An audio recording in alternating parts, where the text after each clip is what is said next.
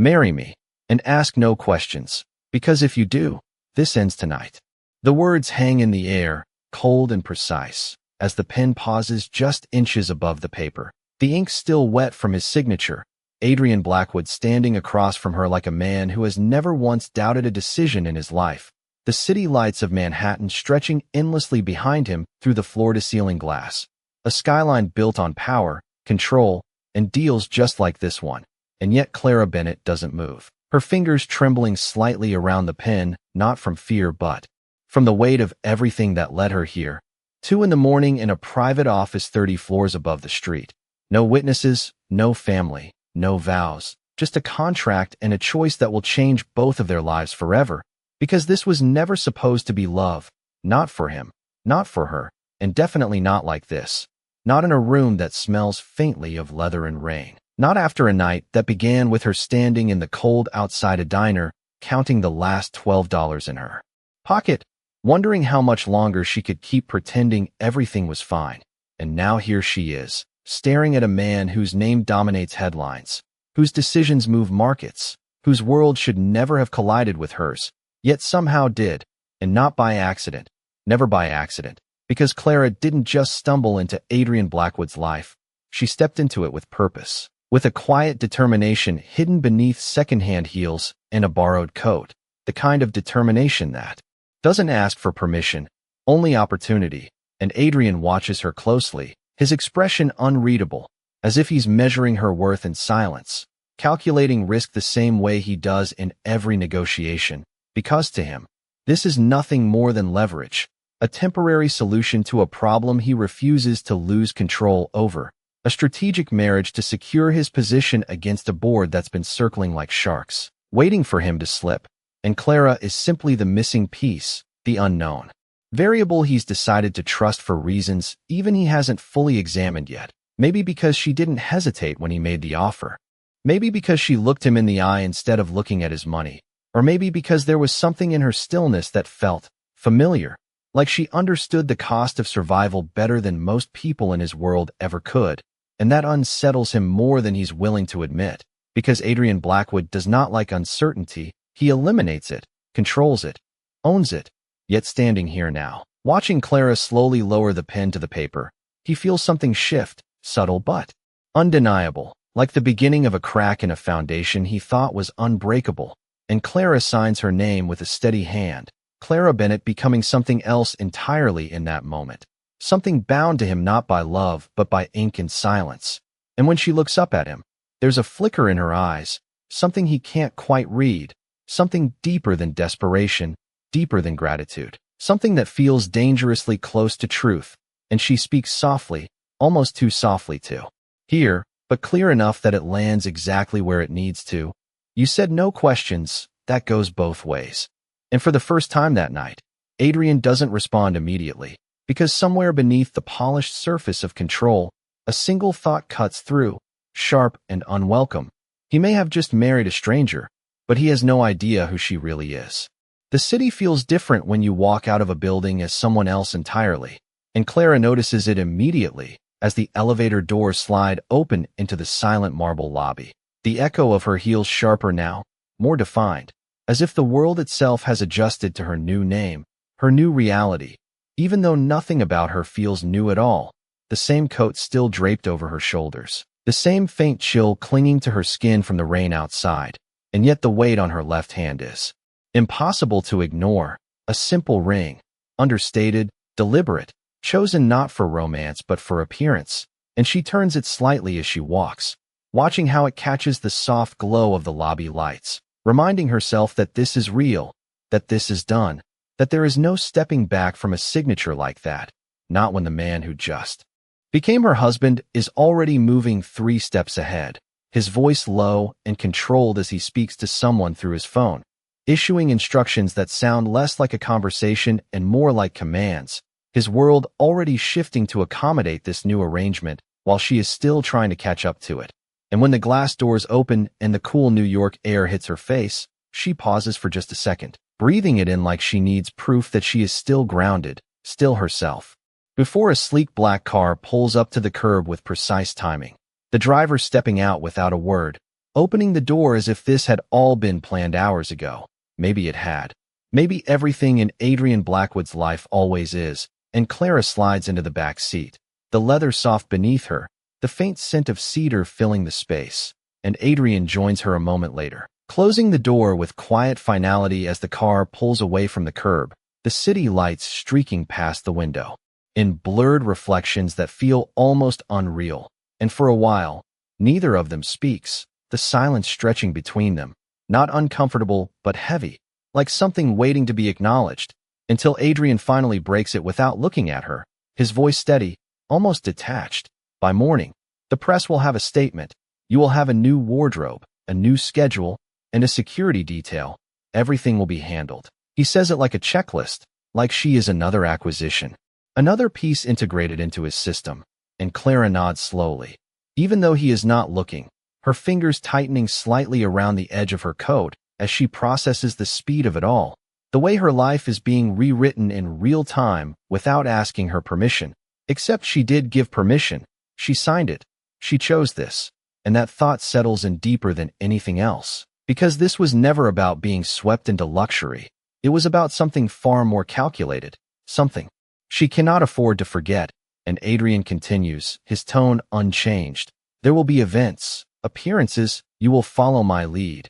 And in return, everything we agreed on will be taken care of. And there it is again. The reminder that this is a transaction. Nothing more, nothing less. And Clara finally turns her head slightly to look at him, studying the sharp line of his jaw, the distant focus in his eyes, the way he carries control like it is second nature. And she wonders, not for the first time, how someone like him learned to trust no one while still expecting absolute compliance from everyone. And she speaks quietly, her voice calm but firm.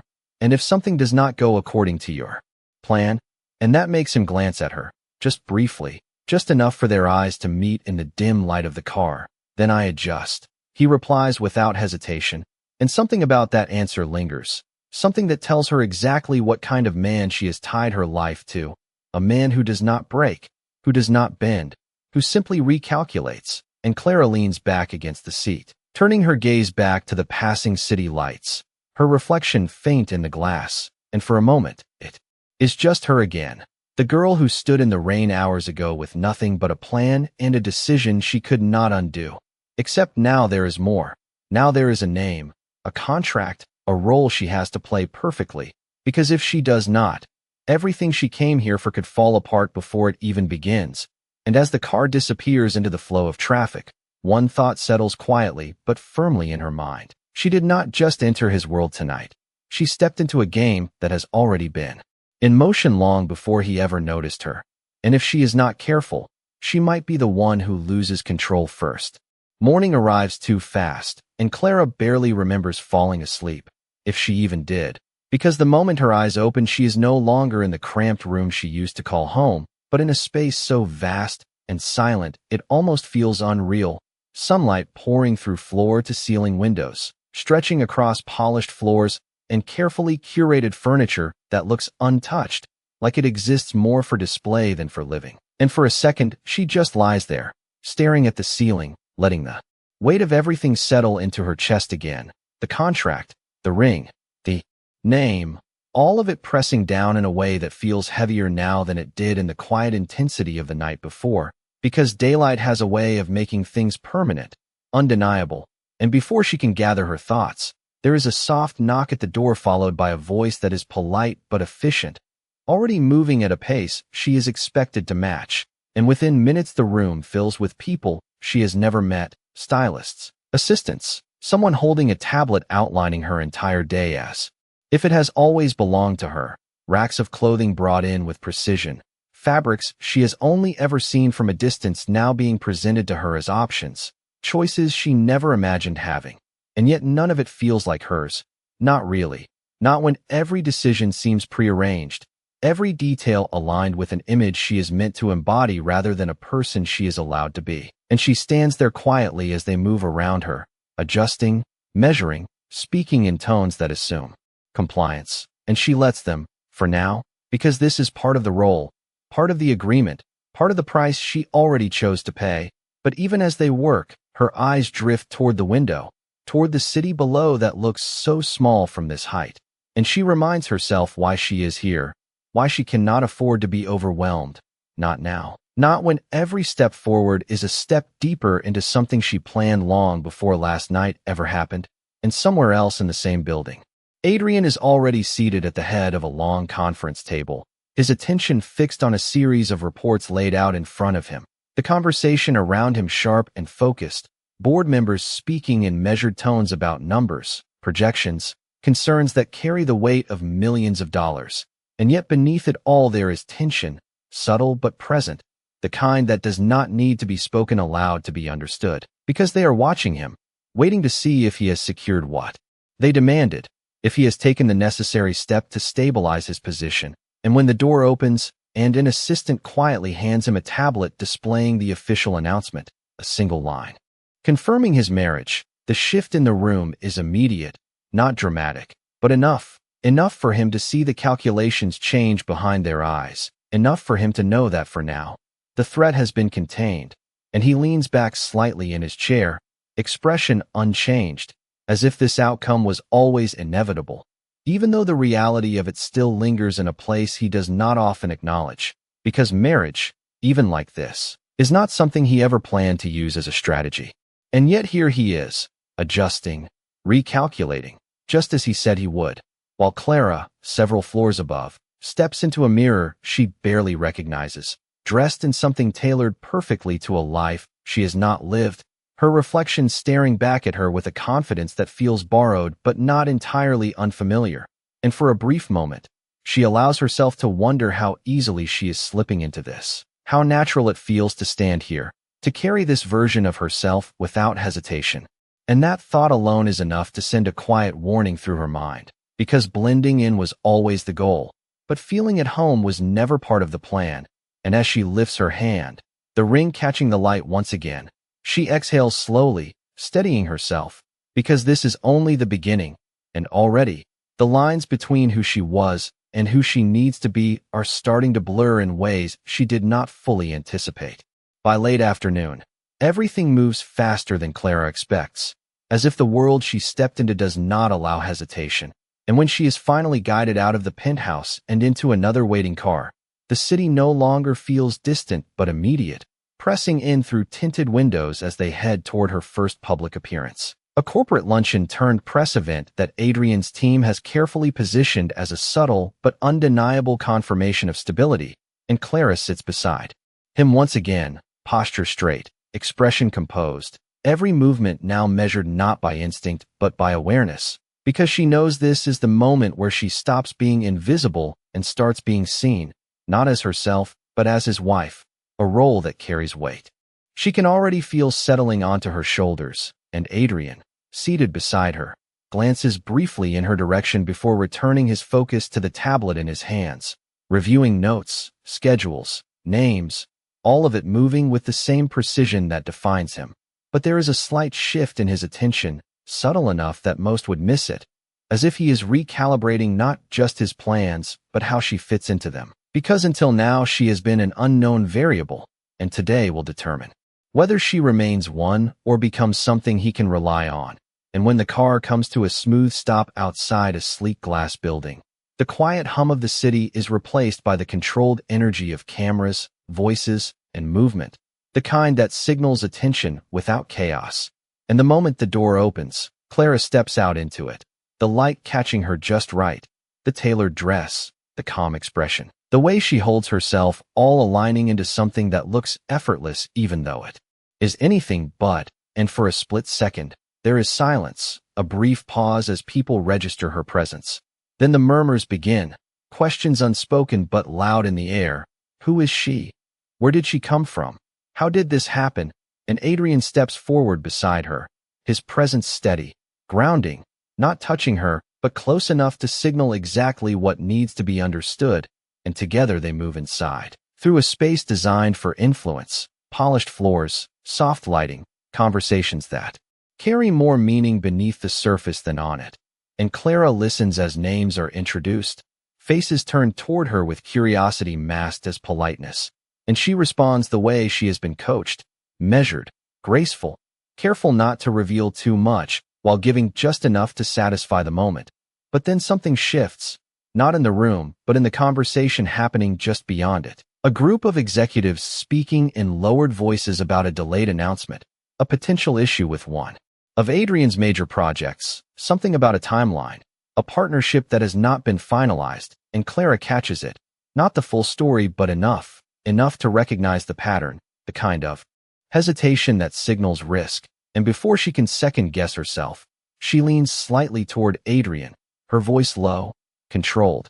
They are waiting for confirmation from the West Coast team. If that does not come through in the next hour, the narrative shifts, and he turns to her immediately, not surprised exactly but alert, because that is not information that was shared with her, not something she should know. And for a moment their eyes lock, his searching, hers steady, and then without questioning it further, he adjusts, signaling to his assistant, issuing a quiet instruction that redirects the flow of the event, buying time, shifting focus, controlling the narrative before it has a chance to turn, and within minutes the tension eases, the conversation changes, the risk contained before it fully surfaces, and as the event continues, as people move, talk, observe, Adrian remains composed. But something has changed, something small but significant, because when he looks at Clara again, it is no longer just with calculation. There is curiosity now, sharper, more focused, because she just did something she should not have been able to do. And Clara, standing beside him, feels it too. The shift, the question forming in his mind, even if he has not asked it yet. And she knows this moment matters more than anything that has come before it, because she did not just play her role, she stepped beyond it. And in doing so, she may have revealed more than she intended, or exactly what she needed to, depending on how this game unfolds from here. Across the windows again, reflecting faintly against the glass like echoes of the moment that just passed, until Adrian finally breaks the silence, his voice calm but sharper now, more focused. You want to explain how you knew that? And it is not a question asked lightly, not curiosity alone, but something closer to scrutiny, the kind that searches for weakness, inconsistency, truth. And Clara exhales slowly, her gaze still fixed ahead as if she expected this, as if she has been preparing for it long before he spoke, because she has. Every step of this has been calculated, every word measured. And yet this is the first real test, the first moment where the line between what she can say and what she must hide becomes dangerously thin, and she turns her head slightly, meeting his eyes with a calm that feels steady but costs her more than she shows. I listen, she says simply, her tone even. People say more than they realize when they think no one is paying attention. And for the passing streets, but his voice carries a new edge, quieter but more deliberate. Do not make me regret this, he says, not as a threat, but as a boundary, a line drawn with absolute clarity. And Clara nods once, her expression unchanged, even though something in her chest tightens at the weight of it. Because regret is not something either of them can afford. Not now. Not with everything already set in motion. And as the car continues forward, the distance between them feels smaller in space, but wider in understanding. Two people bound by a decision neither can undo, both carrying more than they have revealed, both aware that whatever comes next will not be as simple as a contract, because something has already begun to shift, quietly, steadily. And whether that shift leads to trust or to something far more dangerous is no longer just a question of strategy. It is a question neither of them is ready to answer yet, even as the answer begins to take shape between them. That night does not end the way Clara expected it to, because instead of distance, instead of being left alone in a world that still does not feel like hers, she finds herself standing on the edge of something quieter, something far more dangerous than tension, something that almost feels like understanding. And it begins hours later when the penthouse settles into silence, the kind that stretches across polished floors and empty hallways, the kind that makes every small sound feel louder, more present. And Clara steps out onto the balcony, drawn by the soft glow of the city below, the air cooler now, brushing gently against her skin as she wraps her arms around herself, not from cold, but from the weight of everything that has happened in less than 24 hours, because it still feels unreal. The contract, the name, the role she is now living inside. And yet the one thing she cannot ignore is how quickly she is adapting to it.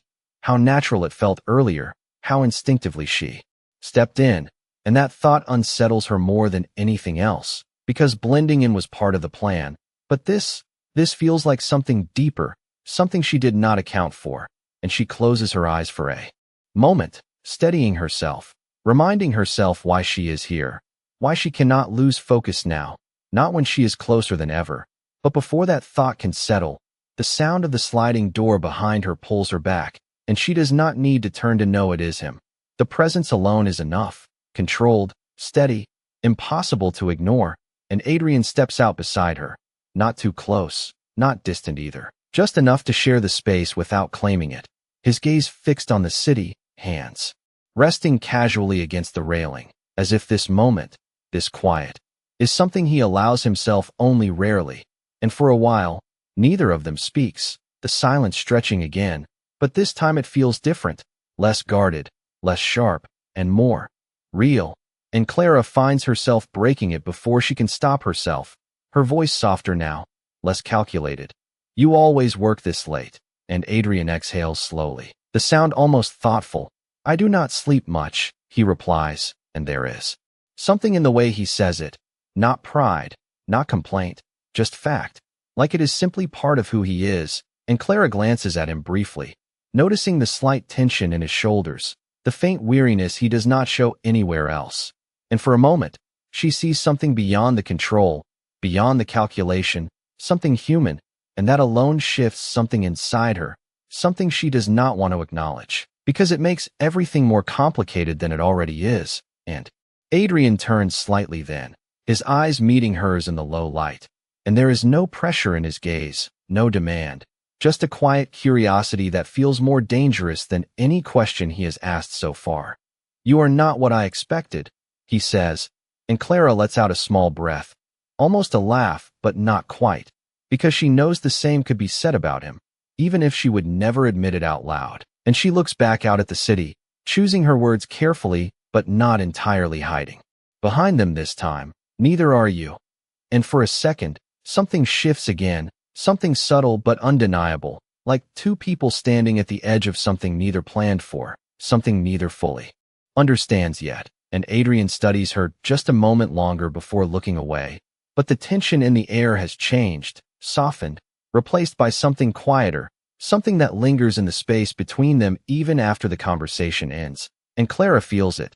The way the distance between who they are pretending to be and who they actually are is starting to blur. And that is the moment she realizes the real risk is not the contract, not the secret she is carrying, but the possibility that, somewhere along the way, this might stop feeling like a game. And if that happens, if she lets that happen, then everything she came here for could unravel in ways she cannot control. And as the city lights flicker below, she tightens her grip on the railing just slightly, grounding herself again, because no matter what shifts between them, no matter what begins to form in these quiet moments, she cannot forget one thing. She did not come here to belong. She came here for the truth, and she is not leaving without it. The shift does not happen all at once. It never does. It builds quietly beneath the surface until one moment exposes everything.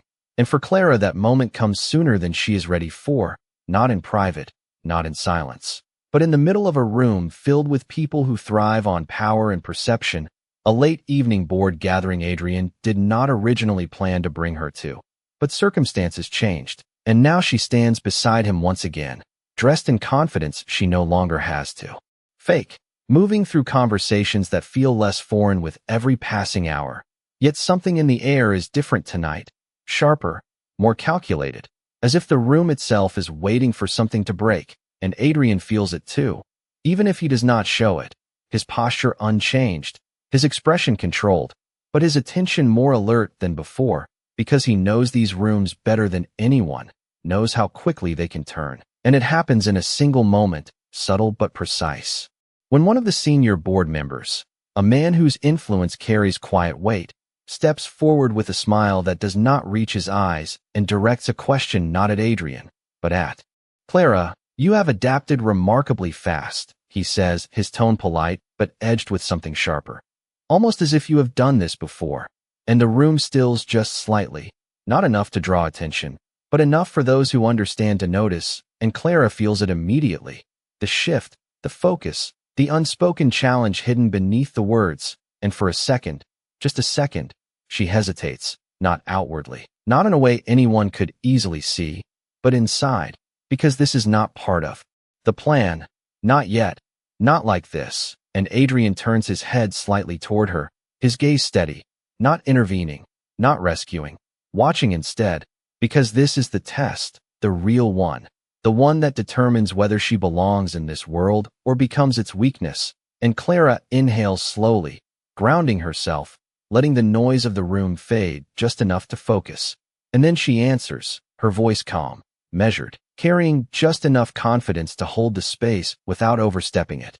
Understanding people is not exclusive to one world, she says, meeting the man's gaze without flinching. It just requires paying attention. And there is a pause, a brief moment where the weight of her words settles, where the challenge meets an answer that does not deflect but does not reveal, and the man studies her for a second longer, then nods slightly, as if accepting the response while storing it away for later. And the conversation shifts, just like that, the tension dissolving into something more subtle, but the damage, or the revelation, has already been done, because Adrian does not look away this time. He watches her, not as a partner in a contract, not even as a question anymore, but as something far more complex, something that does not fit neatly into any category he understands, and Clara feels it, the weight of his attention heavier now than anything else in the room. Because she knows what just happened, she did not just pass a test, she drew attention, the kind that lingers, the kind that invites investigation, and that is exactly what she was trying to avoid, at least for now. And as the evening continues, as conversations resume and the room returns to its controlled rhythm, the distance between her and Adrian shifts again, no longer defined by roles or expectations, but by something unspoken, something building beneath every glance and every silence. And when they finally leave, stepping back into the quiet of the night, the air feels different, heavier, as if the world outside knows something has changed even if it cannot name it. And Clara keeps her expression steady as they walk. But inside, the realization settles with undeniable clarity. She is no longer invisible in his world. And the moment that happens, the moment someone starts asking the right questions, the truth she has been holding on to so carefully will not stay hidden for long. And the only question left is whether she will be the one to reveal it, or if someone else will uncover it first. The unraveling does not begin with a confrontation. It begins with silence, the kind that stretches too long, the kind that carries questions no one has asked out loud yet. And Clara feels it the moment they return to the penthouse that night.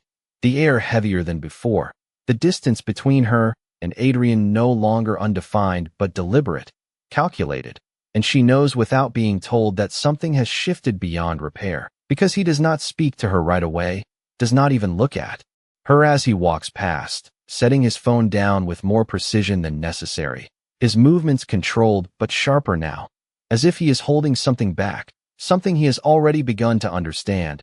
And Clara stands still for a moment, her fingers tightening slightly at her side, because she knows this feeling, this quiet before truth surfaces. And she realizes with a clarity that settles deep in her chest that whatever time she thought she had is gone, because Adrian does not operate on uncertainty. He eliminates it.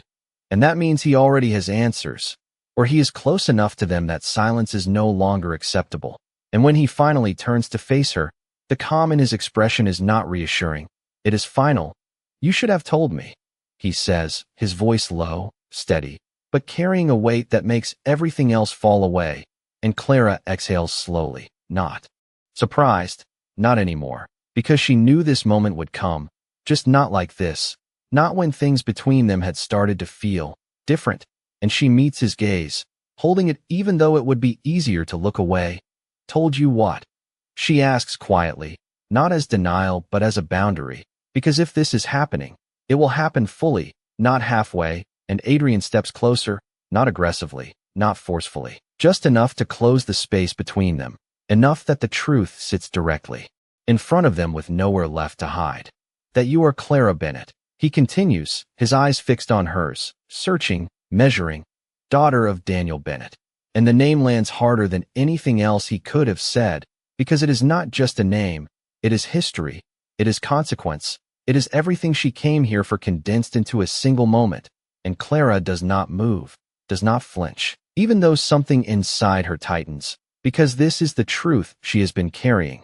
The one she knew would change everything the second it was spoken out loud. And Adrian's voice sharpens just slightly, not with anger, but with something deeper, something closer to betrayal. The same Daniel Bennett whose company collapsed after my acquisition, the same man who disappeared from the industry overnight. And there it is, the version of the story he knows, the version built on facts without context. And Clara finally speaks, her voice steady even as everything beneath it shifts. He did not disappear, she says quietly. He was pushed out. And the words hang between them, heavier than anything that has come before. Because this is no longer about a contract, no longer about appearances or roles. This is about truth, the kind that cannot be controlled once it is exposed. And Adrian studies her, his expression unreadable for a moment, because what he sees now is not the woman he married for convenience, not the partner who adapted too quickly, but someone who walked into his life with intention, someone who chose this. And that realization cuts deeper than anything else. So this was your plan, he says, not as a question, but as a conclusion. Get close, gain access, and what? Prove something. And Clara shakes her head slightly, the first real crack in her composure, not weakness but urgency, because this is where everything could be lost. No, she says, her voice firmer now, find the truth. And for a second, something shifts again, not resolution, not understanding, but the smallest fracture in the certainty that has defined this moment so far. And Adrian's gaze lingers on her, searching for something he cannot yet define, because if what she is saying is true, then the story he has believed, the decisions he has built his empire on, may not be as complete as he thought. And that possibility is far more dangerous than any secret she could have been hiding, because it does not just challenge her, it challenges him. And as the silence settles again, heavier than ever, both of them stand on opposite sides of a truth that is no longer hidden, knowing that whatever comes next will not just change their arrangement, it will change everything. The silence between them does not break easily, because now it carries too much truth, too much weight to be dismissed or reshaped into something convenient. And Clara feels it in the way Adrian does not look away this time, in the way his usual certainty is no longer as sharp, as if something inside him has shifted just enough to let doubt exist, and that alone changes everything, because doubt is not something he allows, not in business, not in life. And yet here it is, standing between them, uninvited but undeniable. And Clara takes a slow breath, knowing this is the moment that decides what all of this becomes, not the contract, not the plan, but the truth she came here to uncover. And she steps closer, not to challenge him, but to meet him in the space where everything has already been laid bare. You think I came here to destroy you, she says quietly, her voice steady despite everything beneath it. If that was true, I would have done it already. And Adrian's jaw tightens, slightly, not in anger, but in thought, because that logic does not fit the narrative he has built in his mind, does not align with the precision he expects from someone with an agenda, and that forces him to pause, to reconsider, even if he does not fully trust it yet. And Clara continues, her gaze unwavering now, because this is no longer about protecting herself. It is about finishing what she started. My father did not lose his company because he was weak. He lost it because something in your acquisition was not what it looked like. And the words land carefully, not accusatory, not emotional, just clear, intentional. And Adrian's eyes narrow slightly, not defensive, but focused, because now the conversation has shifted from personal to structural, from emotion to fact, and that is a space he understands, a space where truth can be tested, proven, or dismantled. And Clara sees it, the way his attention sharpens, the way he is no longer reacting but analyzing, and she takes one more step into that space, bridging the gap completely. I did not come here to take anything from you, she adds softly. I came here because you are the only person who can help me prove what really happened. And for the first time since this began, Adrian does not respond immediately, because what she is asking is not simple, it is not safe. It is not something that fits into the clean structure of control he has built his life around. Because if she is right, If there is truth buried beneath the version of events he accepted, then it does not just change her story, it changes his. And that is a risk he has never had to consider. And yet standing here, looking at her, seeing not deception but something far more complicated, something that has remained consistent even through confrontation, he realizes one thing he cannot ignore. She had every opportunity to lie, to manipulate, to hide deeper, and she did not. And that matters more than he expected it to. And slowly, almost imperceptibly, the tension in his posture shifts, not disappearing but evolving, as if he is allowing space for something new to exist where certainty once stood. And he exhales quietly, his gaze dropping for just a second before returning to hers, no longer searching for weakness but for truth.